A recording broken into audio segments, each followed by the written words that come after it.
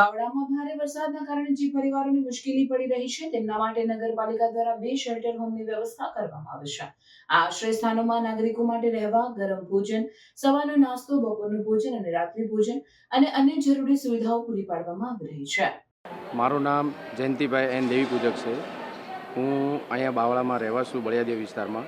અમને એવું લાગતું હતું કે વરસાદ છે પણ પાણીનો નિકાલ થઈ જશે, પણ એમાં શું ધીરે ધીરે પાણી વધતું ગયું અને રાતનો સમયે અચાનક પાણી વધવા માંડ્યું.